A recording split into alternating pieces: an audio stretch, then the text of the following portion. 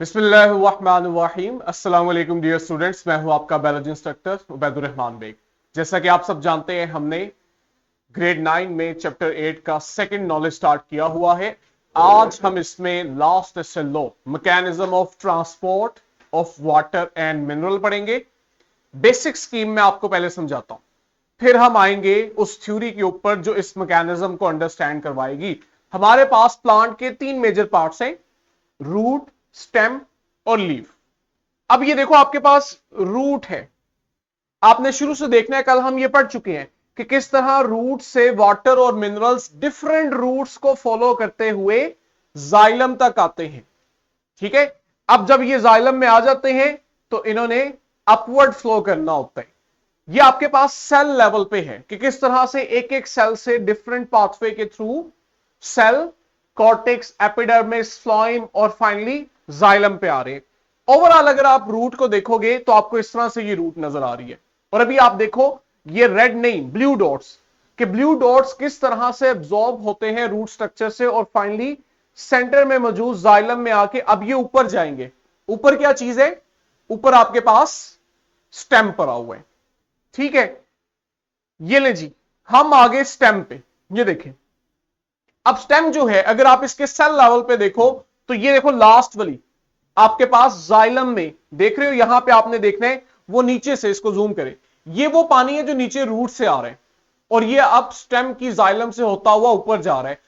सात वाली में भी देख लो, जो येलो पोर्शन है ये फ्लोएम है, जहां आप देखते हो फूड ट्रांसपोर्ट कर रहा है। ये देखो, ये अब आपको स्टेम का स्ट्रक्चर नजर आ रहा है। ब्लू डॉट्स वाटर के मॉलिक्यूल्स हैं जो स्टेम की जाइलम से ऊपर लीफ की तरफ जा रहे हैं। अब हम आते हैं लीफ में। ये देखो, सबसे ऊपर वाला पार्ट, लीफ में क्या हो रहा है? यहां पे ये रेड वाली जाइलम है। अभी आप देखोगे यहां से पानी अपीयर होगा और इसको अगर आप गौर से ब्लू डॉट्स को ट्रैक करो, ये ऊपर मौजूद उन सेल्स में जा रहे हैं जहां ग्रीन स्पॉट्स हैं, यानी कि ये मेसोफिल सेल्स हैं और ये ग्रीन स्पॉट्स असल में क्लोरोफिल, क्लोरोप्लास्ट हैं। ठीक है, तो जाइलम से पानी निकल रहा है और कहां जा रहा है? लीफ के उन सेल्स में जिनमें फोटोसिंथेसिस होती है, जिसे आप कहते हो मेसोफिल। इसी दौरान आप देखोगे जहां पे ये पानी प्लांट सेल्स को मिलेगा, वहीं हम देखेंगे कुछ पानी लीफ से बाहर एटमॉस्फेयर में रिलीज होगा। स्टोमेटा देखिए आपके पास, स्टोमेटा ये वो पॉइंट्स हैं। ये देखो, ये पानी का मॉलिक्यूल आया और स्टोमेटा से लीफ किया। ठीक है, यहां से पानी आ रहा है लीफ में और ये उसके सेल्स को जा रहा है जहां फोटोसिंथेसिस हो रही है। लेकिन इसी दौरान कुछ पानी आप देखते हो लीफ के ऊपर मौजूद छोटे छोटे जो स्टोमेटा है, यहां से एटमॉस्फेयर में चला जाता है। अब दो काम हुए, एक तो रूट से आने वाला पानी जो है वो लीफ तक आया और वहां आके वो फोटोसिंथेसिस का हिस्सा बना। दूसरा काम ये हुआ कि ये ट्रांसपायर हो गया, स्टोमेटा के थ्रू बाहर आ गया। इसको जूम करके दिखाएं। ये वो मैकेनिज्म है, ये वो फिनोमेना है जिसको आज हमने कवर करना है और मैं आपको इसके पीछे मैकेनिज्म समझाऊंगा कि ये पानी अगेंस्ट ग्रेविटी किस तरह ऊपर आता है जबकि ग्रेविटी इसे नीचे खींच रही होती है। स्लाइड्स पे आते हैं। कल हमने बात की थी कि मल्टीपल थ्योरीज जो थी वो वाटर और उसके अंदर डिसॉल्व मिनरल्स की जो अपवर्ड मूवमेंट होती है रूट से लीफ तक, उसको एलैबोरेट करती हैं। जिनमें से ज्यादा फेमस, जो ज्यादा एक्सेप्ट की जाती है, वो कोहेरेंट टेंशन थ्योरी थी। और अभी मैंने आपको बताया, कल भी मैंने बताया था कि जब पानी ऊपर ट्रांसपोर्ट हो रहा होता है तो बहुत सा पानी स्टोमेटा से लीफ को छोड़ के एटमॉस्फेयर में आ जाता है, जिसे आप ट्रांसपायरेशन कहते हो। इस दौरान एक फोर्स क्रिएट होती है जिसे हम कहते हैं ट्रांसपायरेशनल पुल। तो कोहेरेंट टेंशन थ्योरी और ट्रांसपायरेशनल पुल मिलके आप देखोगे अभी रूट से पानी को लीफ तक लेकर आएंगे। अब जरा इसको पढ़ते हैं। ये वो दो साइंटिस्ट हैं, डिक्सन एंड जॉली, जिन्होंने इसको प्रेजेंट किया। यहां हम देखते हैं कि पानी जो है वो अपवर्ड पुल होता है जाइलम वेसल में, और यहां जो कॉम्बिनेशन ऑफ फोर्सेस इंवॉल्व होती हैं उनमें से एक इंपॉर्टेंट फोर्स है कोहेसिव फोर्स। ये क्या है ये भी बताता हूं। और इसके साथ टेंशन होती है। ये कोहेसिव फोर्स और टेंशन दोनों मिलकर पानी को ऊपर लेके जाते हैं। टेंशन कैसे जनरेट होती है? ट्रांसपायरेशन के थ्रू। हमने इन्हें वन बाय वन पढ़ना है। कोहेसिव फोर्स कहता है वाटर मॉलिक्यूल्स के दरमियान में है। कोहेसिव फोर्स और टेंशन ये दोनों मिलके क्या करते हैं? जाइलम में पानी का एक कॉलम बना देते हैं। ठीक है, ये जो कॉलम है ये फिर पानी को ऊपर चढ़ने में मदद देता है लीव्स तक। अब जरा आते हैं इस थ्योरी के ऊपर। इस डायग्राम को मैं चाहता हूं आप अच्छे से अंडरस्टैंड करो। ये आपके पास जाइलम दिखाई हुई है और जाइलम के अंदर ब्लू डॉट्स जो हैं ये वो वाटर के मॉलिक्यूल्स हैं जो कॉलम की शक्ल में चढ़ रहे हैं ऊपर लीफ तक। अब जरा आप जाइलम में मौजूद इन वाटर मॉलिक्यूल्स की इंट्रैक्शन को देखो, तो ये देखो हमने एक छोटा सा पोर्शन जूम किया हुआ है। यहां हमें देख के पता लग रहा है कि दो तरह की इंट्रैक्शन है। एक वो इंट्रैक्शन है जो वाटर मॉलिक्यूल के दरमियान में है, ये भी एक वाटर का मॉलिक्यूल है, दूसरा भी वाटर का मॉलिक्यूल है। आप देखते हो पानी के अपने मॉलिक्यूल्स में भी इंट्रैक्शन है और बहुत इंपॉर्टेंट पानी की जाइलम की वॉल के साथ भी इंट्रैक्शन है। ठीक है, दोनों तरफ जाइलम की वॉल है ना ये, तो जब पानी का कॉलम ऊपर मूव कर रहा होता है तो ये आपस में भी बॉन्ड डेवलप करते हैं, इंट्रैक्शन डेवलप करते हैं और ये जाइलम की वॉल के साथ भी इंट्रैक्शन डेवलप करते हैं। ये जो पानी के मॉलिक्यूल्स की आपस की इंट्रैक्शन है और जाइलम की वॉल के साथ इंट्रैक्शन है, ये पानी को ऊपर मूव करने में मदद देती है और जो इसका कॉलम बनता है ना इसे बरकरार रखती है। अगर ये फोर्सेस ना हो तो आप देखो कि पानी जो है वो इतना स्मूथली कॉलम की शक्ल में ऊपर मूव ना कर पाए, बल्कि यही वो रैंडमली डिस्पर्स हो जाए। अब ये जो फोर्सेस है ना इनके नाम आपने समझने। बच्चों को अक्सर कोहेसिव फोर्स और एडहेसिव फोर्स का फर्क ही मालूम नहीं होता, इसी के लिए हम वर्ड कोहेजन और एडहेजन का भी यूज करते हैं। मैं आपको एक सिंप्लीफाइड केमिस्ट्री का कंसेप्ट समझा रहा हूं। जब भी किसी भी सेम दो मॉलिक्यूल्स में, ठीक है, दो मॉलिक्यूल्स हैं, दोनों सेम ही हैं, एक ही किस्म के हैं, जब उनमें फोर्सेस डेवलप होती है, इंट्रैक्शन डेवलप होती है, तो उसे आप कोहेजन कहते हो और उस फोर्स को कोहेसिव फोर्स। अब देखो पानी के दो मॉलिक्यूल है ना, है तो पानी के, यानी एक ही चीज के दो मॉलिक्यूल हैं। अब ये जो पानी के दो सिमिलर मॉलिक्यूल्स हैं इनके अंदर जो फोर्स डेवलप हुई इसे हम कहते हैं कोहेसिव फोर्स। और ये असल में क्या है? हाइड्रोजन बॉन्ड है। हमें पता है कि पानी के मॉलिक्यूल्स में हाइड्रोजन बॉन्ड होता है। अब दूसरी चीज देखो, जब आपके पास दो डिफरेंट टाइप्स के मॉलिक्यूल्स में इंटरेक्शन डेवलप हो, ठीक है, कोहेसिव क्या थी? दो एक ही किस्म के मॉलिक्यूल, जैसे पानी के दो मॉलिक्यूल। इसके ऑपोजिट जब दो डिफरेंट टाइप्स के मॉलिक्यूल्स में इंटरेक्शन होती है तो उसे आप कहते हो एडहेजन या एडहेसिव फोर्स। अब जरा यहां हम देखें, क्या आपके पास एक पानी का मॉलिक्यूल नहीं है और दूसरी जो चीज है वो जाइलम की सेल वॉल है। अब पानी एक अलग चीज है, जाइलम की सेल वॉल एक अलग चीज है। पानी H2O है, जाइलम की सेल वॉल में सेलुलोज है। तो पानी और जाइलम की सेल वॉल में जो सेलुलोज है, इन दोनों के दरमियान जो इंटरेक्शन होगी उसे आप एडहेजन और एडहेसिव फोर्स को कहोगे, क्योंकि पानी एक अलग किस्म है, सेलुलोज जो सेल वॉल में है वो एक अलग किस्म है। आई होप आपको ये चीज समझ आ गई। हम इसे कोहेजन टेंशन क्यों कह रहे हैं? क्योंकि यहां पानी की ट्रांसपोर्ट में कोहेजन इन्वॉल्व है। लेकिन मैं आपको डिटेल में जाके बता रहा हूं कि कोहेजन के साथ एडहेजन का भी बड़ा इंपॉर्टेंट रोल है। अगर पानी आपस में एक दूसरे के साथ इंटरेक्शन करते हैं और उसकी वजह से कॉलम बनाते हैं, तो उस कॉलम को टूटने से बचने के लिए एडहेजन फोर्स भी अपना रोल प्ले करती है कि जो जाइलम की वॉल होती है वो पानी के कॉलम को सहारा देती है ताकि वो टूटे ना। ठीक हो गया? ये अब आपके पास फिनोमेना है। स्टार्ट करते हैं वन बाय वन कि कौन कौन से फैक्टर जो है कोहेजन टेंशन थ्योरी के अकॉर्डिंग पानी के ऊपर ट्रांसपोर्ट कर रहे हैं। सबसे पहले तो पानी के अपने मॉलिक्यूल एक दूसरे के साथ कोहेजन फोर्स बनाएंगे। ये कोहेजन फोर्स जो है ये असल में शो करती है इनके दरमियान पाए जाने वाले हाइड्रोजन बॉन्ड को, जो कि एक स्ट्रॉन्ग बॉन्ड है। ठीक हो गया? ये क्या करता है कि ये जो कोहेजन फोर्स बनती है ये पानी का एक कॉलम बना देती है जाइलम के अंदर ताकि उसे ऊपर ट्रांसपोर्ट किया जाए। फिर हम देखते हैं कि जो जाइलम के सेल्स है ना, इनकी दीवारों के साथ भी पानी इंटरेक्शन डेवलप करता है। जो पानी और जाइलम की वॉल के साथ इंटरेक्शन होती है इसे आप कहते हो एडहेजन। और खास तौर पे जाइलम की सेल वॉल में जो सेलुलोज होती है ये पानी के साथ इंटरेक्शन डेवलप करती है। तो असल में आप कहोगे पानी और सेलुलोज इनके दरमियान में एडहेसिव फोर्सेस डेवलप होती हैं। ये भी किस शक्ल में होती है? असल में अगर आप देखो तो ये भी हाइड्रोजन बॉन्ड ही है। तो पानी अपने साथ भी हाइड्रोजन बॉन्ड बनाता है और जाइलम की वॉल के साथ भी हाइड्रोजन बॉन्ड बनाता है। पानी के मॉलिक्यूल्स की आपस में जो हाइड्रोजन बॉन्डिंग है उसे आप कोहेजन कहते हो, और जो जाइलम की वॉल के साथ हाइड्रोजन बॉन्डिंग है उसे आप एडहेजन कह देते हो। Very simple. ये दोनों फोर्सेस उसे ग्रेविटी के अगेंस्ट प्रोटेक्ट करती हैं कि जो पानी का कॉलम बना है जाइलम में उसे टूटने नहीं देती, उसका वजूद बरकरार रहता है। ये तो हो गया पानी का कॉलम।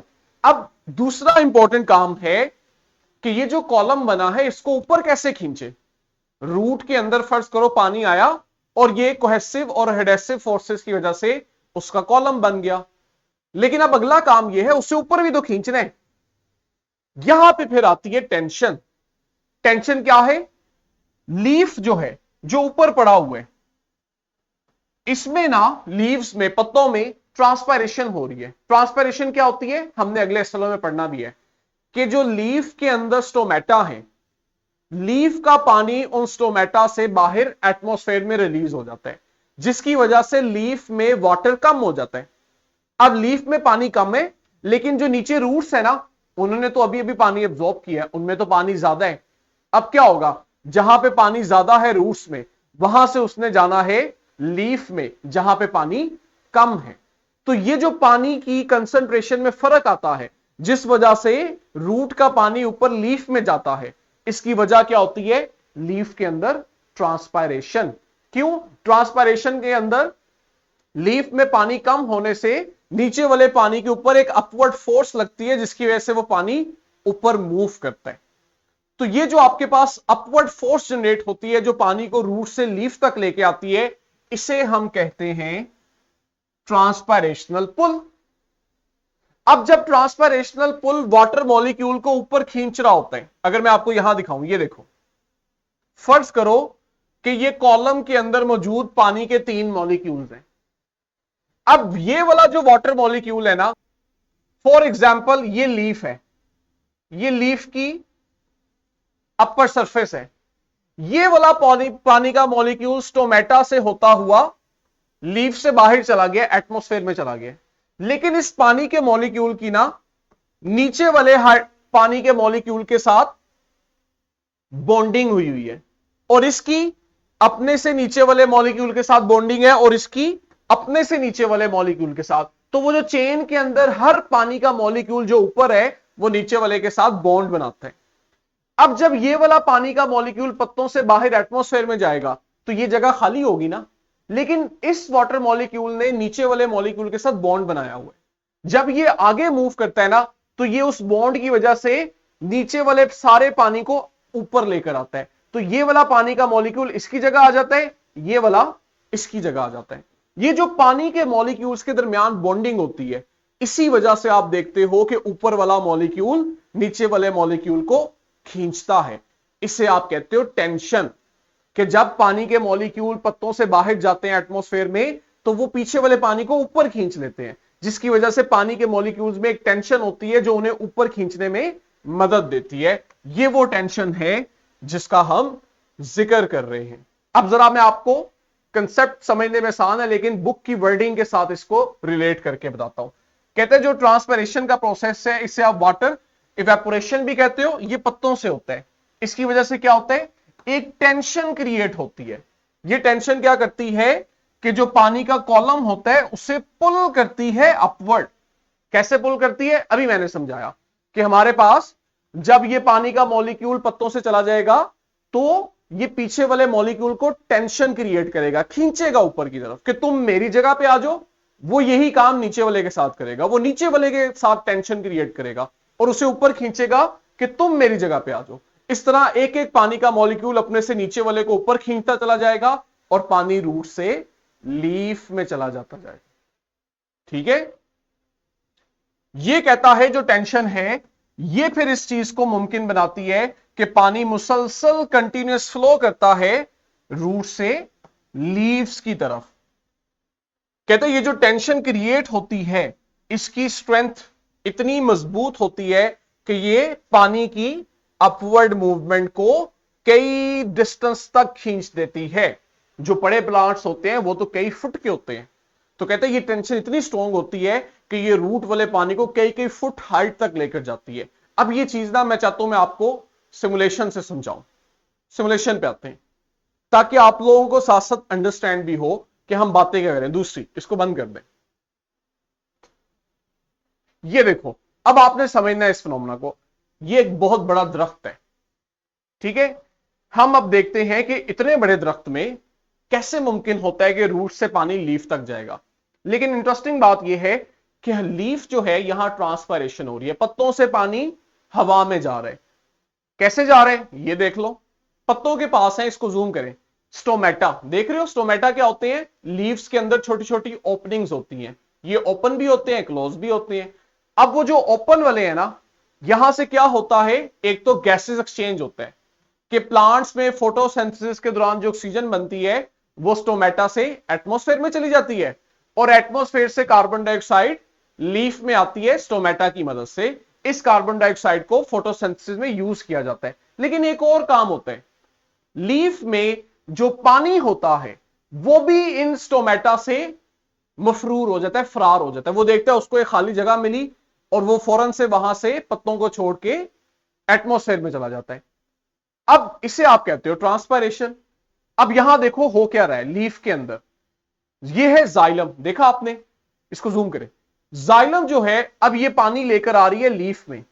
कुछ पानी जो है वो आप देखोगे कि वो लीफ में आएगा, स्टोमेटा ओपन होंगे और यहां से वो लीफ को छोड़ के बाहर चला जाएगा। ये आपने देखा, ये देखो, ये एंड पे आपको वो दिखा रहा है कि किस तरह से लीफ का पानी स्टोमेटा से लीफ को छोड़ के एटमॉस्फेयर में आ गया। अब जब ये पानी इवेपोरेट होता है ना, तो पता है ये क्या करता है, चूंकि पानी के मॉलिक्यूल्स में आपस में बॉन्डिंग होती है, तो जो पानी पत्तों से बाहर जा रहा होता है वो अपने से पीछे वाले पानी को ऊपर खींचता है कि तुम मेरी जगह पे आ जाओ। ये काम हर वाटर मॉलिक्यूल अपने से नीचे वाले के साथ करता है। तो इसी वजह से आप देखते हो अल्टीमेटली रूट का पानी आहिस्ता आहिस्ता ऊपर चढ़ता चढ़ता लीव्स तक आता है। ये देख रहे हो पानी के मॉलिक्यूल्स मूव कर रहे हैं और आगे देखो पत्तों से ये ट्रांसपायर करते जा रहे हैं, देख रहे हो, यहां से वो ट्रांसपायर कर रहे हैं और नीचे वाला पानी ऊपर आता जा रहा है। और ये काम रूट से शुरू होता है और स्टेम और लीफ तक कंटिन्यू रहता है। ये है ट्रांसपायरेशनल पुल। लेकिन यहां पे जो पानी का कॉलम बना हुआ है ये टूटता क्यों नहीं है, इसे समझाती है कोहेरियंट टेंशन थ्योरी, जो मैंने आपको अभी बताई। कि ये देखो पानी के जो मॉलिक्यूल्स का कॉलम है, ये देखो, अभी आप देखोगे ये टूटता इसलिए नहीं है क्योंकि पानी के मॉलिक्यूल्स की आपस में हाइड्रोजन बॉन्डिंग है। जो पानी मॉलिक्यूल्स की आपस में हाइड्रोजन बॉन्डिंग है अभी हमने उसे क्या कहा, कोहेरियन। और जो उसकी जाइलम की वॉल के साथ बॉन्डिंग है उसे हमने क्या कहा, एडहेरियन। तो ये कोहेरियन और एडहेरियन जो है ये इस पानी के कॉलम को टूटने से बचाती हैं और जो पुल होता है ट्रांसपायरेशनल पुल वो उसे ऊपर खींच रहा होता है। देखा आपने, इनके नाम भी देखो, कोहेरियन एंड एडहेरियन। जूम करें, ये वो फोर्सेस हैं जो मिलके पानी को ऊपर ट्रांसपायर भी करती हैं और उसके कॉलम को टूटने भी नहीं देती। अब हम जरा आगे कुछ और चीजें भी देखते हैं, फिर स्लाइड से इसे कंप्लीट करते हैं। ये कुछ एक्स्ट्रा कंसेप्ट्स हैं, हमारा इससे कंसर्न नहीं है।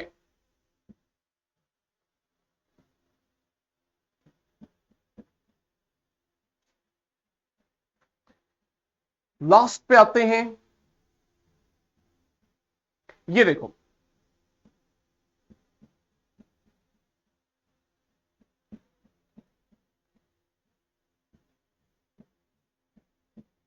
ये वो इवेपोरेशन होती हुई दिखाई जा रही है।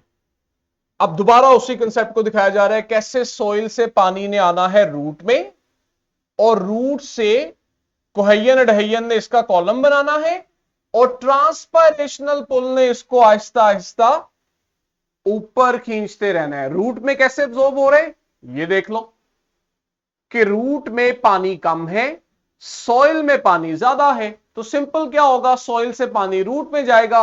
और ये हमने पढ़ा है कि वो रूट के अंदर फिर उसकी डिफरेंट लेयर्स में से होता हुआ जाइलम तक आएगा। हमने पढ़ा है ना, एपिडर्मिस, कॉर्टेक्स, एंडोडर्मिस, पेरिसाइकल और फाइनली जाइलम, और इस तरह से वो जाइलम से होता हुआ ऊपर चला जाएगा। तो बच्चों ये वो आपके पास ट्रांसपैरेशनल पुल और कोहेजन एडहेजन थ्योरी है जो इसको एक्सप्लेन करती है। अब जरा लीफ के लेवल पे हम थोड़ा सा समझ लें। लीफ के अंदर एक सेल है मेसोफिल सेल। इनकी खसूसियत है कि ये फोटोसिंथेसिस करते हैं और फोटोसिंथेसिस के दौरान इनमें वाटर यूज होता है। अब लीफ में मेसोफिल सेल के पास पानी तो है। अब ये जो पानी है ना, अभी हमने पीछे देखा था, इनमें से कुछ पानी जो है वो लीफ से बाहर चला जाता है, जिसकी वजह से आप देखते हो कि मेसोफिल सेल में पानी की कमी हो जाती है। इस कमी को कैसे पूरा किया जाता है कि हमारे पास ये देखो, जाइलम से पानी आता है और मेसोफिल सेल्स के पास जाता है,